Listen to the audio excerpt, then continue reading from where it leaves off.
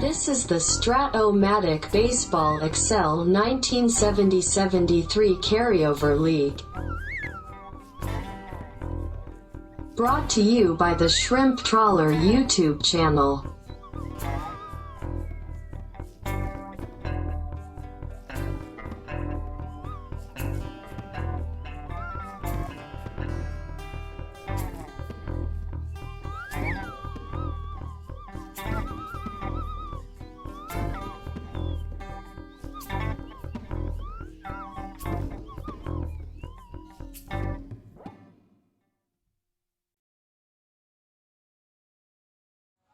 Welcome back, baseball fans, to the 1970-73 Carryover League. We are back in the National League East with a divisional series between the Mets and Marlins. A time in baseball when the Mets were in the 69 and 73 World Series, and a time when the Marlins actually didn't exist. So you're expecting the big bad Mets to walk all over the Marlins. But not these Marlins, folks. They are a feisty bunch, and they are playing this series tough. Some teams just don't match up well, and the Mets just can't seem to put these guys away as easily as they put the Phillies away. And that's good news for the Braves, who are contending with the Mets for the National League East, and both those teams are right at the top of this. Let's see what has transpired. Going back to Game 1, the series opens in Florida, a bizarre game. It is Tom Seaver against the number 5 starter brought out of the bullpen for the Marlins, Ken Reynolds. This seems pretty one-sided. And what did the Mets do? Well, Cleon Jones leads off the game with a homer, a double by Willie Mays, a two-run homer by Duffy Dyer. Another run in the second. It's 4-0. You're thinking, okay, let's just get it over with. But not these Marlins, folks. Hal Mcrae homer. And then the Met defense has suddenly been atrocious today. All the weak spots that really aren't that weak. Ted Martinez, a 3 at second, and Bobby Heiss, a 3 at third. I got a 3 in corner outfield. Well, the Marlins hit just about every single one of those and tie the game at 4 in the fourth. A real head scratcher there. Mets take a lead in the 6th, but in the bottom of the 9th, Seaver going for a complete game. Kind of miffed that the 4 runs he gave up are all earned when it was actually the defense that let him down. So he's going for a complete game when with 2 outs, Manny Mota, a player who hit a grand total of 5 homers in 1972, ties the game in the bottom of the 9th off of Seaver at 5-5. Mets get a run in the 10th to take a 6-5 lead. Seaver goes out for the 10th because he's a starter 9, and he's, again, pissed off that these bizarre runs keep happening. First 2 guys get on base, and we're like, what is going on here? But then Seaver bears down, gets the next 2 outs, and then with 2 outs and 2 men in scoring position, Marty Martinez. Yes, Marty, he of the 220 batting average against the vaunted Tom Seaver. Yes, he gets a double in the gap off the Seaver card, walks it off. Marlins win Game 1, 7-6. Oh boy, folks. And you're thinking, oh boy, what's going on here? Game 2 in Florida. And the Mets, whew, oh my goodness. They win 6-5 is the final. Again, an early 3-0 lead. The bats are there. Pitching and defense is not. This is John Matlack against Steve Arlen, and Matlack is just kind of meh. Through 7 innings, Marlins take a lead. They take a 5-4 lead on a homer by Chico Simone, but in the 9th inning, Arlen's left in there too long. Bergmeyer comes in and gives up a couple hits, and the Mets come back in the 9th inning with a nice 6-5 win. So that's a nice playoff caliber win for the Mets, even though it's not playoff competition. But the series is tied a game apiece. The Mets are looking for a leg up on these guys. Can they get a leg up on the Marlins? And the answer is no, because in Game 3, Ed Acosta for the Marlins against Jerry Koosman, the third straight ace of the Mets, to come a little discombobulated late in the game. Seems to be the recurring theme here.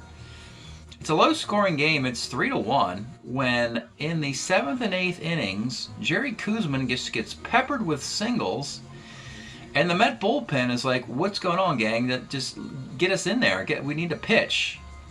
You know, Tub McGraw, Cy Acosta, Danny Frizella, Gary Gentry. No, the Mets are riding their starter Koosman, and Koosman ends up putting 5, 6, 7 men on in the 7th and 8th innings. And then they go to Gary Gentry, and he's not any good. Marlins win 9-3, which, above all, means the Mets cannot win this series at Shea Stadium. If they do, they'd have to win it in Florida. So, can the Mets even the series in Game 4? And on short rest, it's Tom Seaver versus Wade Blasingame. And yes, the Mets do win. Again, pretty simple. The Mets are like undefeated if the game ended after 4 innings. It's a 2-run homer by Clendenon here, a solo shot by him there. It's 6-0, and Seaver's cruising with a shutout through 7 innings of 2-hit ball. Then in the 8th inning, the Marlins make it interesting. A single, a 2-run homer, a double, a single, a K, and a single, and they bat around against Seaver. Again, the bullpen is quiet because the Mets are pushing their 3 guns, Seaver, Matlack, and Koosman, even when this below-average offense gets lucky and gets all these hits. So Seaver's ERA gets bruised a little bit, but his 1-loss column gets a W. He gets the win. And the Mets tie the series again. They are still looking to try and get the upper hand on the Marlins, an expansion team who have the Mets number, it seems. But in Game 5, the Mets finally get the upper hand on the Marlins. A convincing performance by John Matlack on short rest. That's going to be the theme. All the Mets pitchers are pitching on short rest. It's like a desperation move, you would think, but not really. It's just how they roll here. Matlack, a 2-hit shutout, and they beat up on Sandy Vance. Mets offense has been pretty good throughout the whole series, really. But their defense and their starting pitching has been kind of wonky. They get a 5-0 victory in Game 5. They have a series lead, 3-2, though the Marlins reclaim home field anyway, as Game 6 and 7 would be in Florida. And that's where we are, folks, in game number 259. Game 6 of the series. Marlins need to win 2 at home to win the series. And finally, the Mets, Big 3, needs to watch from the dugout, as the pitcher today is Jim Bunning, the Maytag repairman. He usually only pitches when series go to the maximum number of games, which is where we are heading to right now.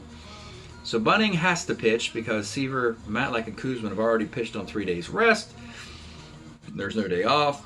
Bunning has to pitch for the Mets, and he'll go against the quote-unquote ace of the Florida Marlins, Steve Arlen again, who battled with Matlack very well earlier in the series. He can pitch on 3 days rest. He comes back on 3 days rest here in a Game 6 from Florida. Jim Bunning, Steve Arlen, and statistically, Bunning was 10-15 with a 4.11 ERA with the Phillies in 1970. Arlen he was 9-19, but a better ERA, 3.47 for the Padres in 220 innings in 71. So let's see, can the Mets, you really want to pick up 2 games in the standings against the lowly Marlins, do the Mets. So I think this is almost like a must-win game here. And obviously this is a must-win series for the Mets if they want to stay ahead of the Atlanta Braves in the East. Let's get started. From Little Havana, Bud Harrelson leads it off. 1-8 is a base hit. Grody mostly hits and runs when Harrelson is on, and he will do the same here. And he moves the runner up on a 6. Bud's at second for Cleon Jones. 32 rolls to short. And Willie Mays, the center fielder. 1-8, let's take a look at Willie Mays, acquired in the offseason from the Giants. No, this is not the past his prime Willie Mays that the Mets made that desperate trade for in '72. This is a 1970 Willie Mays that still has 2 outstanding years of great range and arm and batting and legs and everything. And he replaced his Tommy A.G. in center field, who they lost him in free agency in the offseason to Toronto. Willie Mays, 1-8, 2-run homer, and the Mets, for the 6th game in a row, are leading. Can they hold on? They've only held on in 3 of those. Ed Kranepool, 1-7. Kranepool triple, 1-4 is a triple. Kranepool had 4 of those in '71. And with 2 outs, it's Clendenon. 56 off of Arlen, short X. Bad defense for this team. 487 at short. Marlins don't have a lot of everything, really. But they somehow figured it out this series. 2-0 Mets. Bottom of 1. Jim Bunning. Really rusty. Super, super rusty, as in the Tin Man from The Wizard of Oz. Creaking out there, oiling his shoulder. Let's see what he can do. Vic Davallio. 2-9, pops the first. Ellie Rodriguez, 35, skies the center. And Manny Mota, 35, single. Willie Montanez, 2-2, hit by the pitch. 2 on, 2 outs. Hal Mcrae, 2-6, pops the third. We'll go to the top of 2. It's Wayne Garrett. 1-4, skies the center. Ted Martinez, 2-3, skies to center. And Dave Marshall, 1-10, skies to center field. A whole lot of sky to center field going on here. Bottom of 2, Jose Pagan, 67's a K. Roger Repos, 2-6, lines of short. And Simone, 67 K. So no early rust for Jim Bunning. Good news for the Mets. The full bullpen can pitch as long as they want to. So we could early hook Bunning here, as this bullpen has been chomping at the bit to get their 150 and 190 ERAs into this performance. But the Mets starters are really hoarding all the innings. Bud Harrelson, 1-6, is a grounder to first. Grody, 4-10, off the Arlen card, is triple, 1-9, base hit. Cleon Jones, 1-7. Let's take a look at Cleon's card from '71. A slight step down from the magical '69 card, but not much. He's still hitting .319 with 14 bombs. Only a C stealer, was a B. Defense about the same. Excellent card. I'll have this card for a couple of years. 1-7, double 1-4 is a single dot. Runners on the corners for the star of the moment, Willie Mays. Looking for more RBI here. 67, though, is a K. And with 2 outs, it's Kranepool looking to pick up some runners. 311 is a roller to second. Steve Arlen says, enough of that. Marty Martinez leads off in the third. 43, right X. This is one of the weaker defensive parts of the Mets, so it's not bad, really. It's Dave Marshall, a 3E9. Right in the middle of mediocrity defensively. A 3E9. And he makes the grab. That's something they weren't able to do earlier in the series. And frankly, the Marlins just have not hit enough balls to Bud Harrelson. That's the black hole of defense on the Mets, where everything gets gobbled up. Vic Davallio, 69, second.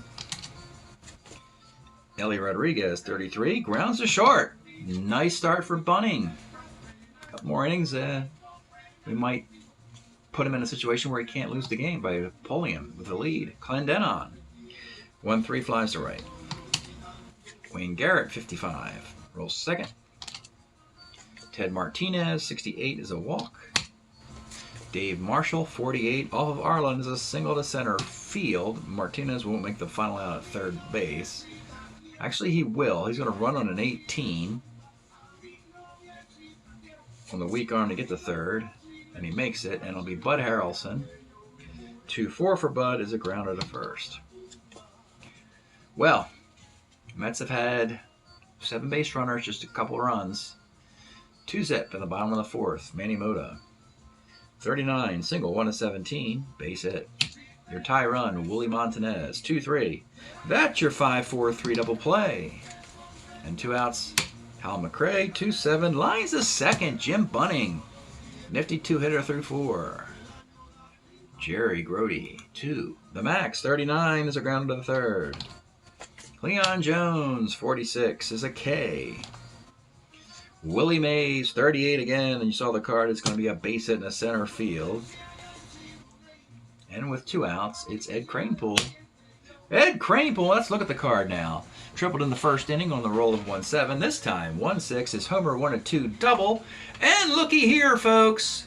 On the roll of a 1, it is indeed a 2-run homer for the Mets. That is a big deal suddenly for the disappointing Marlins, who are crushed by that. You know, they were hoping for the double in the final out and keep it 2-0. Now it's 4-0. All sorts of action in the Met bullpen getting ready, knowing they can close this thing out. Clendenon, 2-9, single 1-5, line out. So, Bunning, you know, most teams would certainly let the guy compete for a win in the 5th, and a guy's throwing a shutout. But only the Mets would say, we don't care. If this guy starts getting knocked around here at the bottom of the lineup, he's gone.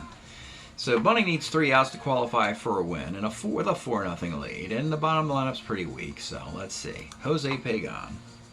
2-11's a walk. That's not what you want to do with a 4-0 lead. Roger Repos, 68. That's a base hit in the right field. Not looking good for Bunning suddenly. 2 on for Chico Simone. 69, Sky's the center. Marty Martinez, 53. Pitcher B. That'll put runners in the corners with 2 outs. And here we go. We'll get a couple cracks of qualifying for the win. Let's take a look at Vic Davallio, the leadoff hitter, with 2 outs and 2 runners on. Vic, excellent year. He was a full-time player during this era for the Pirates in '72. 318, or almost a full-time player. 400 plate appearances. 2/3 of a full-time player. Nice range, weak arm, nice power against lefties. So you can see you don't really want to take him out of the lineup because he hits lefties and righties well. The pitch to Vic Davallio.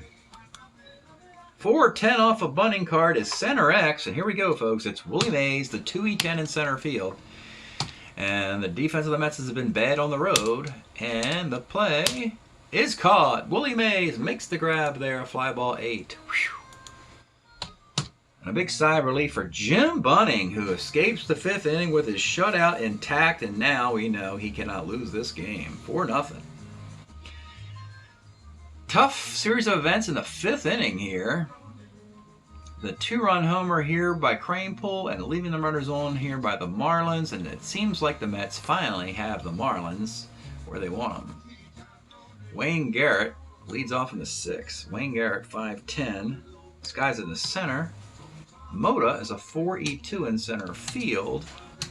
And that's going to be a double. We're starting to see the warts on the Marlins here that an expansion team usually has. Ted Martinez, 4-10, double 1-9, triple 1-9. That is a triple. And it's starting to get away from these tough Marlins here. RBI triple, it's now 5 zip.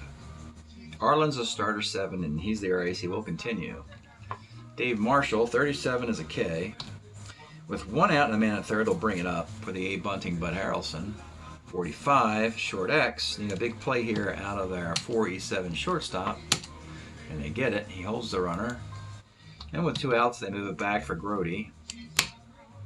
1-8 is a Sky to center field. They might want to think, the Mets do, of bringing in a better defensive second baseman. They will. They're going to get rid of Ted Martinez and let Bobby Heiss finish the game at second base as a rangy 2. So that's the maximum defense the Mets can produce today with a 5-0 lead and Jim Bunning on the mound as a starter 7. In the 6th inning, a game that the Mets cannot let this one get away. Ellie Rodriguez, 1-7 is a walk. Mota, 2-7. Manny Mota, 2-7 is a 5-4-3 double play. That is brutal. The Marlins are not playing as well today at all in the last 2 games as well as they did early in the series. And it's kind of showing what we expected. Willie Montanez, 2-9, is a grounder to short, and Jim Bunning. Now it's looking fantastic. A 3-hit shutout through 6 innings. We go the 7th. Steve Arlen's still out there. Cleon Jones, 62. Skies are right. Willie Mays, 1-4, flies left. And Ed Kranepool, 57, is a K. Let's pause a moment for station identification. This is the Shrimp Trawler video channel. Este es el canal de videos de camaroneros. And we'll continue with our little break by going to our stretch time music. What we've been enjoying listening to is Campe Segundo,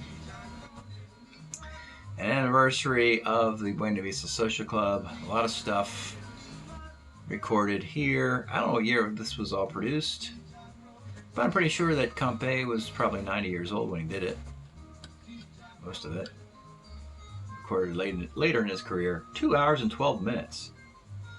Long player. Long time there, yeah. 90-year-old guy playing music for 2 hours and 12 minutes. He's not tiring out at all, no. All right, bottom of the 7th here. Bunning continues with a 5-0 lead and a shutout. And it'll be Hal Mcrae leading off in the 7th. 35's hit by the pitch. No stranger to putting the leadoff man on. He's done it in the last 4 innings. So, we'll see if his luck continues. Jose Pagan, 49, is a single to left. Oh boy. And you have Roger Repos, 69, second C. Runners at second and third with 1 out for Chico Simone. 6-11, pitcher X. You got to make this play. He's an E13 pitcher. A 2, E13, and he gets a ground ball C. So he makes the play at first, but he bobbled the ball, and the runner from third advances and scores, and there goes your shutout. We have a runner at third as well with 2 outs. The game, it's a 5-1 game. One more batter breaks Bunning, and it's the number 9 hitter, Marty Martinez, and that'll probably be the last batter. We'll turn it over to the bullpen for the top of the frame. Marty Martinez, 52, skies to center field. Losing the shutout in the 7th, but it is 5-1 lead. When he gets to the dugout, they throw the towel on. They say, 7 wonderful innings for Bunning. We got this. We have our bullpen for the final 6 outs. Arlen continues into the 8th as the innings eater, for what that's worth for this team. Don Clendenon, catcher's card. Ellie Rod's at 2E5, makes the play. Wayne Garrett, 37's a walk. Heiss is a B hit and runner. He's going to hit and run here with a C stealer. And he has to steal. And he rolls a 1 and gets a successful stolen base. And he gets a T rating of 3 on Ellie Rod. And yeah, Ellie threw it into center field. So really terrible luck today for the Marlins. In a series they had most of the luck early in the series. So Garrett ends up on third base. Now you got to bring that infield up for Bobby Heiss. 1-5. Let's take a look at the Bobby Heiss card. You see the B hit and running in the top line. But also in 1-5, you have Homer 1-10. Fly ball to left field. He rolls a 2, and he gets a 2-run homer. Bobby Heiss, the only homer he had, I'm guessing. Yep, 1 homer and 154 at-bats. Actually was a Giant in 1970. But you might remember Bobby played for the Mets last year and helped the Mets get that World Series championship. Platooning with Wayne Garrett it was last year. I forget who their other second baseman infielder was. Oh, they had Joe Foy last year. They don't have Foy anymore. They kept Heiss because of better defense. Big 2-run homer in a 7-1 game here. And it is all Mets today. Dave Marshall. 1-6 is a K. And with 2 outs, it's Bud Harrelson. 45, short X. This is the 47 at short. Makes the play. Arlen will finally take a breather as well after 8. Mediocre innings. 7-1 game. We have Davallio. We have 2 lefties coming up, so we're going to go with Frizella to start the 8th. As the righty reliever who can get lefties out. Let's take a look at Danny Frizella. Again, Tug McGraw is available, but he's the opposite. He's not good against lefties. He's fantastic against righties. So Vic Davallio leads off in the top of the 8th. 37, Sky's the center. Ellie Rod, 2-3, flies to right. And with 2 outs, Moda, 4-11, right X. This is the 3-9 Dave Marshall. And he makes the catch. Good defense for the Mets today. It's like a complete reversal. All right, in the 9th inning, I guess they'll go to Tom Bergmeyer in the 9th. See if he can get the final 3 outs. And it'll be Grody leading off in the 9th. 54, Sky's the center.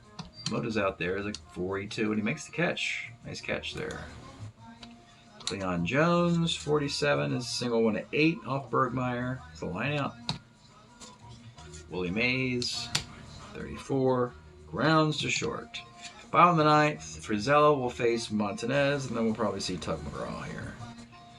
The pitch to Montanez, 2-4, is a sky to right field.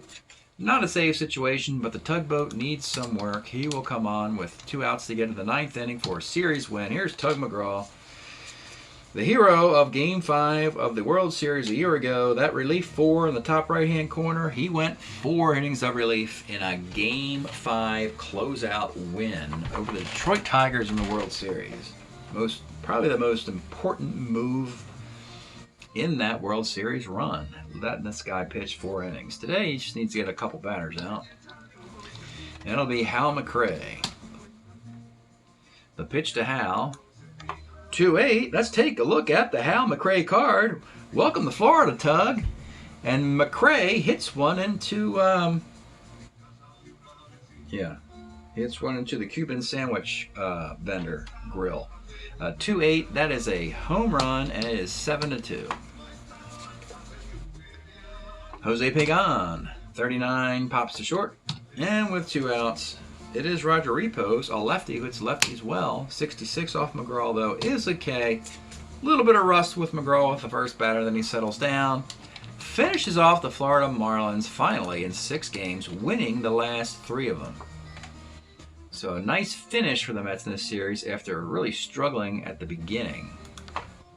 We'll look at the box and the year-to-date records. This will put the Mets back into first place, and with the series with the Atlanta Braves looming on the schedule, that is going to be a classic series when they meet. Bergmeyer got his guys out in the 9th. A really difficult start for Steve Arlen, 11 hits and 7 runs. Again, the 5th inning, the whole game changed with a 2-run homer there.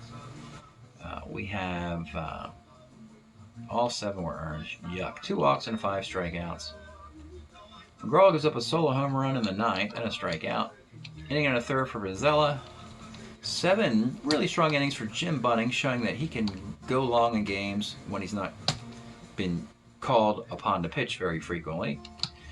Just gave up 4 hits and a run with 4 walks and 2 strikeouts. 1009, 0109, 71125. 71125, 2543.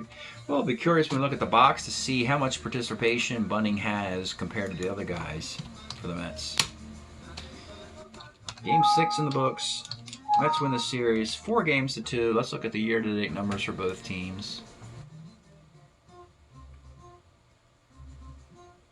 The Mets, I think, have won every series. It's different. Last year the Mets were kind of started really slow. Then they took off in the second half, and they've come out like gangbusters, aside from the first couple games of this series. So let's look at the Marlins first. Again, expansion team. They are a very respectable 8-11. Overachievement abounds all over. They're hitting .239 with a 4.55 ERA. Kind of looking for an all-star performance somewhere along the way. Hal Mcrae's got 6 homer in 19 games. Manny Mota, though, has 27 hits and 80 at-bats, so he might be their all-star. And the Mets are 14-6. The Braves are currently 11-7. They still have to play on the schedule. I think they play interleague. So the Braves are currently 2 games back. When you look at the number of innings pitched, oddly enough, Bunning has only pitched 4 fewer innings than Jerry Koosman. It really has been Seaver and Matlack who've been pitching a lot. I guess what happens is the series will be over when Koosman has to pitch, perhaps. That would show the gap there in innings pitch. But Jim Bunning is 2-1, and in 25 innings, 9 earned runs. That's a 3.24 ERA. That's more than adequate for the number 4 spot on this team. The Mets are hitting .308. Most of those are singles, but still very impressive. 3.39 team ERA. It's actually a little disappointing. I thought the ERA would be below 3, but I guess they're getting involved in some slugfests. So we have played 259 games this year. We are hitting .262 as a league with a 3.92 ERA. Thanks for checking this video out. Mets win the series 4-2, and we'll see you next time.